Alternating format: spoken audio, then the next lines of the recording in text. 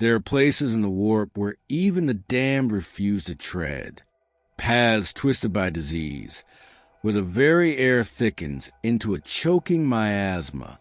Somewhere, beyond the veil of reality, lies a garden, if one can call such a place by that name. It is a landscape of rot and renewal, where trees of flesh weep pus instead of sap, and rivers crawl with life both grotesque and vibrant. Imagine a traveler, a lost soul adrift in the immaterium, stumbling through its decayed pathways. Their footsteps squelch upon the bloated ground, each breath laced with the sickly sweet perfume of death. But there is no pain, no agony, only warmth, only comfort. A figure looms in the distance, massive yet welcoming, laughing with a voice like bubbling tar. A hand, swollen with disease yet strangely gentle, reaches out, and with that single touch, the traveler feels their fears melt away. For they have entered the domain of Grandfather Nurgle. Nurgle, the Lord of Decay, the Plague Father. To most in the galaxy, his name is a death sentence, a god of filth and pestilence, spreading ruin with a joyous laugh. To his followers, however, he is something else entirely, a protector, a provider, a deity who does not shun those broken by suffering, but instead embraces them, offering eternal endurance in place of fleeting mortality. Unlike the other chaos gods, who revel in power, slaughter, or excess, Nurgle's domain is more inevitable. He does not rage or tempt. He simply waits. Because in the end, all things rot, all things break. And when they do, Grandfather Nurgle will always be there, arms open wide, ready to welcome his lost children home. Tonight, we embark on a journey, a slow, creeping descent into the heart of entropy itself. We will walk the paths of the garden, breathe its tainted air, and witness the monstrous beauty hidden within decay. We will meet the creatures that dwell there, the demons who serve, and the mortals who surrender to his embrace. This is not just a tale of horror, but of understanding. To know Nurgle is to glimpse a different kind of truth, a truth that lingers beneath every dying world, every withering corpse, every desperate soul that clings to life even as disease eats away at them. So close your eyes, take a deep breath, and step forward, for Grandfather's waiting.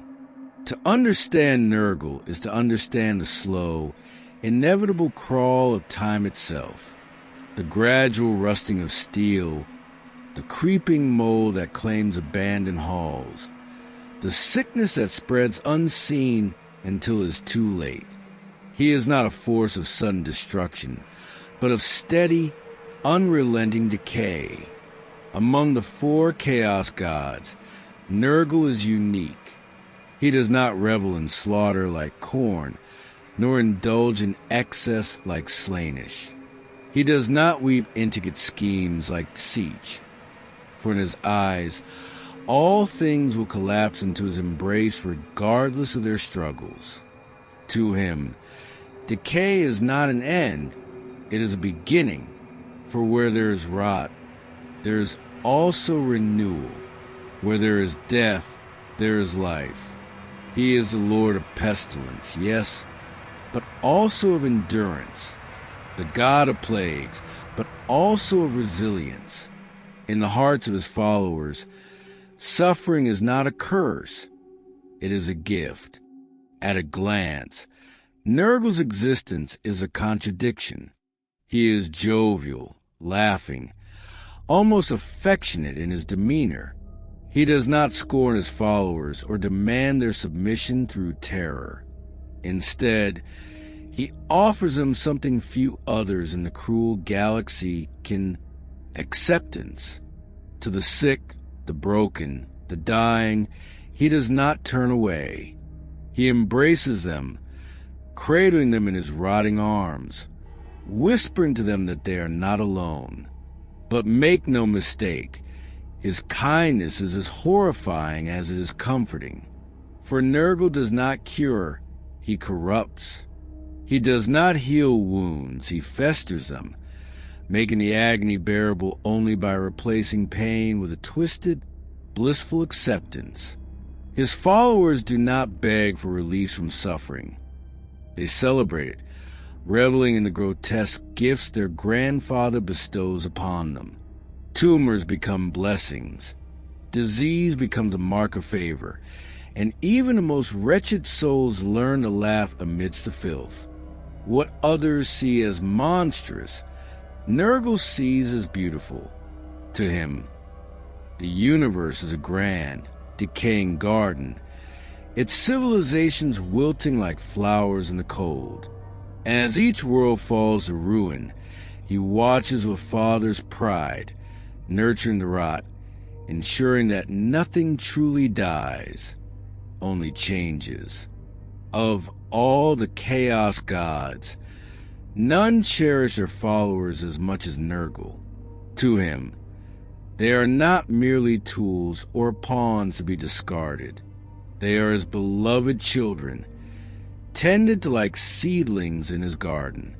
He takes great joy in watching them grow, in seeing them transform under his touch, and hearing their voices lifted in fevered praise even as their flesh sloughs from their bones. Unlike Khorne, who demands endless war, or Slaanesh, who drains his followers in pursuit of pleasure, Nurgle's gifts are everlasting. Those who give themselves to him are rewarded not with power, but with certainty. They no longer fear death, for they know that their souls will never be lost. They will forever be a part of his grand, decaying embrace. His greatest champions, the plague marines and the demons of his host, march across the stars not to conquer, but to share, to bring the peace of decay, to spread the gospel of entropy. They are his chosen, not through cruelty, but through devotion. In their eyes, he is not a tyrant nor a despot. He is grandfather, eternal, ever-loving, always watching. You do not remember how you arrived here. Perhaps you stumbled through a forgotten warp rift, or perhaps your body succumbed to an illness so terrible that your soul was pulled here against its will. Either way, there is no escape now. You find yourself standing at the threshold of something wrong. The air is thick with damp heat, carrying the stench of rot and blooming filth. The ground beneath your feet is soft, squelching with each hesitant step, as if you are treading upon flesh rather than soil. The sky above is neither day nor night, but a sickly green haze, swirling with clouds of buzzing, blackened flies. And then you see it, stretching endlessly before you, pulsing and writhing as if alive, is the garden of Nurgle, his paradise of pestilence, where decay is not a curse, but a gift. All around, the landscape is alive with rot and renewal. Towering trees, their bark cracked and oozing with thick, yellowed sap, loom over you. Their branches are weighed down with swollen, pus-filled fruit, dripping lazily onto the festering ground below. Some burst on impact, releasing clouds of spores that settle in your lungs, thick and cloying. You cough, but the scent is intoxicating, sweet, sickly, almost inviting. Between the trees, vast swamps of bubbling filth stretch in every direction, their surfaces broken by the occasional struggling figure, unfortunate souls caught in the garden's grasp, slowly sinking, their moans of agony turning to gurgling laughter as they are swallowed whole. Flowers bloom here, but they are not the flowers of mortal worlds. Their petals are made of stretched veined skin, their centers pulsing with a thick, gelatinous nectar. The buzzing of flies intensifies as you pass by, the insects crawling over every surface, feasting upon the abundant, endless decay. And the rivers, oh, the rivers, they do not flow with water nor blood, but something thicker, a sluggish, bile-colored ooze that twists and coils with half-formed faces, mouths opening in silent screams before sinking back into the depths. The banks are lined with plague-ridden lilies, their stems writhing like hungry tongues, waiting for the next unfortunate traveler to stumble too close. This is a place where life and death are indistinguishable, a world where suffering is joy and rot is beauty. Then, in the distance, you see it, a monolithic structure looming like a tumor upon the land, the mansion of Nurgle. It is an impossible thing, shifting and bulging as if it is growing, like an infection spreading through flesh. The walls glisten with slime, their surfaces covered in pulsating sores that rupture occasionally, spilling new, unholy life into the garden. A grand door of rotted wood and bone stands before you, its surface carved with images of suffering souls twisted into grins of rapturous joy. It creaks open as if sensing your presence, revealing a vast hall lined with shelves upon shelves of vials and tomes, the collected knowledge of every disease, every infection, every pestilence ever to touch the galaxy. Here, in this grand, festering domain, Nurgle himself toils. The air is thick with the scent of decay and something else, something oddly comforting. The walls are covered in drifting spores, glowing softly in the dim light. Strange, chittering nurglings scamper across the floors, their bloated bodies jiggling as they laugh, leaping into pools of filth with gleeful abandon. In the center of the room, upon a massive throne of bone and fungus, Grandfather Nurgle sits, hunched over a vast wooden work table. His form is indescribable, a mass of rotting flesh, ever shifting, ever oozing, his great belly split open, revealing intestines that coil and writhe with life.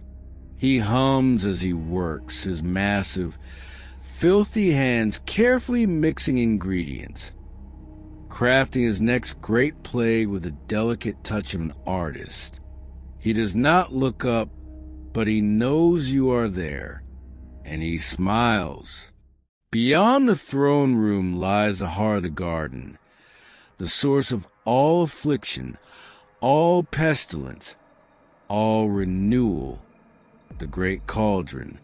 It is enormous, a vast boiling pit of churning disease filth, its surface roiling with an endless cycle of creation and destruction. The bubbles that rise from its depths burst with new plagues, each drifting into the air, carried away by swarms of flies to spread their blessings across the galaxy. From time to time, Nurglings leap into the cauldron, giggling with glee as they dissolve, their essence feeding the next wave of infections. Others claw their way out, born anew, their tiny, bloated bodies glistening with freshly brewed corruption. This is where every sickness is born, where every plague is perfected, where the horrors that have shattered entire civilizations were first conceived, bubbling up from the depths like laughter from a dying throat. And as you stand there, watching the endless, grotesque beauty of it all, you realize something. There is no fear here, no pain, only acceptance. The realization settles upon you like a warm embrace, a fevered delirium that feels more like peace than horror. You belong here. You were always meant to be here. And Grandfather Nurgle is waiting, towering before you, emerging from the swirling mist of the garden. Stand Nurgle's greatest creations, his most cherished children. They are called the Great Unclean Ones, though there is no malice in their grotesque forms. Each is a mountain of rotting flesh, their bellies split open in great, gaping wounds that weep with foulness. Their limbs, thick and bloated, drag through the filth, leaving trails of disease in their wake. Their faces, sagging with decay, bare wide, grinning smiles, filled not with cruelty, but with something eerily akin to joy. For they are not monsters. They are fathers, caretakers, nurturers in their own horrific way. Great unclean ones are manifestations of Nurgle's boundless affection, each a mirror of Grandfather himself. They do not see their existence as a curse, nor their afflictions as suffering. To them, decay is a gift and disease is love. They laugh in deep, gurgling tones, spreading their blessings with a joyful exuberance that makes their hideous forms all the more unsettling. They wade through battlefields, bellowing encouragement to their forces, calling their plague bearers my little ones and their nurgling sweetlings. Even as their bodies slew away in chunks, even as their intestines trail behind them like dragging chains, they are unshakable, unstoppable, and utterly devoted to their father's work. One of them turns toward you now, its massive bulk shifting with a sickening squelch. It smiles, and it speaks. In stark contrast to the jovial, hulking great unclean ones, the plague bearers are grim, methodical, and ceaselessly focused on their sacred duty. Once mortals, they have been transformed by Nurgle's plagues, their wasted, skeletal forms covered in lesions and sores. Each carries a rusted blade, coated in filth that ensures even the slightest cut is fatal. Their single, glowing eye burns a divine purpose. For they are the tallymen of the warp, keeping count of every disease, every infection, every soul claimed by Grandfather's gifts. To them, numbers are holy, and the spreading of plagues is not chaos. It is order. They drone in low, rasping voices, chanting ceaseless calculations as they march, marking down each new corruption with eerie precision. And if the numbers do not add up, they will correct the error, ensuring the disease spreads further, faster, until the balance is restored. You watch as one passes by, dragging its rusting, filth-encrusted sword through the slop beneath your feet. Its sunken, corpse-like face does not turn to you, but as it speaks, you feel its words burrow deep into your mind. Blessed be the number, child. Count your days well, for Grandfather has already tallied them. Then, suddenly, a noise, high-pitched giggling, a splash of filth, and the frantic pitter-patter of tiny, bloated feet. The Nurglings have arrived. Unlike the solemn plague-bearers of the mighty great unclean ones, Nurglings are chaos-given form, tiny, riding bundles of pestilent energy, their round bellies jiggling as they clamber over one another in an endless tide of playfulness. They leap into puddles of slime, wrestle with each other, and gleefully spread filth and disease with every touch. They nest in the folds of great unclean ones, whispering secrets and feeding on scraps of rotted flesh like beloved pets. When battle calls, they scurry into the fray, biting at ankles, swarming over enemies and laughing all the while. One of them, smaller than the rest, crawls up your leg, leaving a trail of oozing sores in its wake.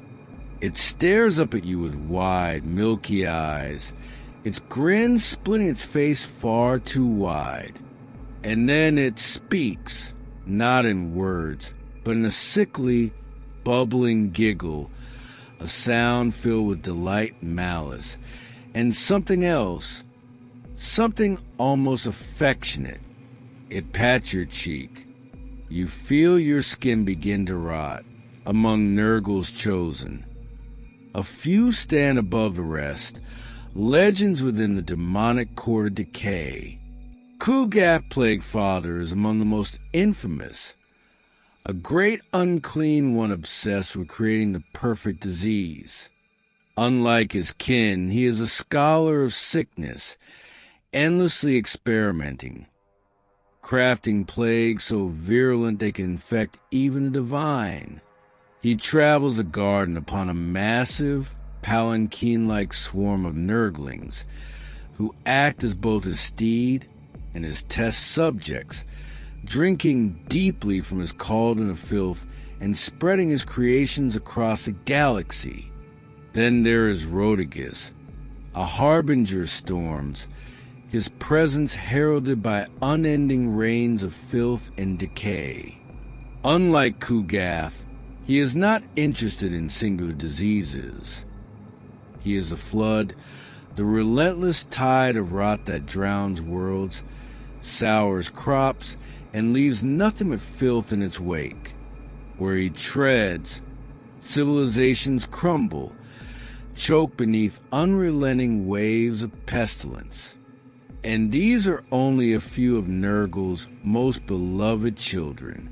Each one carries a piece of grandfather's will, each one a harbinger of both doom and renewal. And as you stand there, surrounded by their impossible forms, a realization seeps into your mind. This is not an army. This is a family. A grotesque, rotting, laughing family. And Nurgle is always looking for more children. In the grim, unyielding galaxy of the 41st millennium, life is fleeting and death is cruel. The Imperium of Man demands endless suffering from its citizens. The void of space is vast and uncaring, and the enemies of mankind are merciless, relentless, and beyond number. Disease runs rampant. Plagues consume entire worlds, and the promise of a swift, painless death is nothing more than a fantasy. And so, when a voice whispers in the darkness, offering relief, many listen. Not all who turn to Nurgle do so out of malice. Many do not even seek power. Most simply seek an escape from pain, from despair, from the certainty of death itself. To the dying, Nurgle offers life of a kind. To the sick, he takes away suffering, replacing it with a numb, festering bliss. To the hopeless, he offers warmth, laughter, and the certainty that they are loved. For unlike the cold, unfeeling emperor of mankind, Nurgle does not demand faith without reward. He does not demand perfection, sacrifice, or purity. He only asks that you accept the gift, and in doing so, you are his forever, Some who accept Grandfather's embrace do not merely waste away in blissful decay. Some become his champions, his messengers, his chosen harbingers of disease and renewal. One name above all others stands as the most infamous: Typhus the Traveler. Once he was Kala Typhon, a proud first captain of the Death Guard Legion, a warrior of strength and honor. But in his pride, he led his fleet into the warp, where the Death Guard were claimed by Nurgle's embrace. When his own Primarch, Mortarion, resisted, Typhon gave himself willingly to the Plague God, and in return, Nurgle granted him a gift, one of wrought mutation and boundless power. Now known as Typhus, he commands a Terminus estate, a plague-ridden vessel that drifts through the stars like a harbinger of doom. He is host of the Destroyer Plague, an eternal disease that rides within his very flesh, spreading with every step he takes. Where he goes, planets fall into sickness, populations rot in place, and the air itself grows thick with death. Then there are the Death Guard, the once proud space marines of Mortarion, now wretched, bloated husks of their former selves. Once they prided themselves on endurance and resilience, believing that no hardship could break them. Now, they are truly unbreakable, their bodies immune to pain, decay, and even death itself. They march forward undaunted, their flesh sloughing from their bones, their armor rusted and fused to their diseased skin. Their bolters choke with filth, their blades drip with contagion, and their very presence poisons the ground they walk upon. Among them, many names are feared: Necrosius, the Plague Caster, who spread sickness with whispered incantations; Federatig, the bearer of unholy relics; the Pallid Hand, an entire warband dedicated to spreading disease through the Imperium's heartlands. Each is a servant of Grandfather Nurgle, a living plague upon the galaxy, and yet, in their own twisted way, they are happy. Nurgle does not abandon his followers once they have accepted his embrace. No, he blesses them. His gifts come not as weapons or riches, nor as fleeting moments of power. They are eternal. His followers do not die from age. Their bodies rot, bloat, mutate beyond recognition, but they remain alive. Pain becomes a distant memory, replaced with a warm, numbing bliss. Their bodies change. Sprouting boils that weep foul liquids, their organs swell, their lungs fill with disease. But they do not suffer. They laugh. They rejoice. They are free. Some are given unholy resilience, their wounds knitting together as if their bodies refuse to acknowledge the concept of injury. Others become walking hosts of infection, their breath a cloud of plague, their blood a river of disease. And some are chosen for even greater gifts. They may sprout great, sagging wings, their bodies bulging with tumors, their forms becoming more demon than man. Their voices may change, growing wet, thick gurgling, a sound of laughter and phlegm mingling in equal measure. And through it all, one thing remains the same: they are never alone, for Grandfather Nurgle watches over them, cherishes them, nurtures them.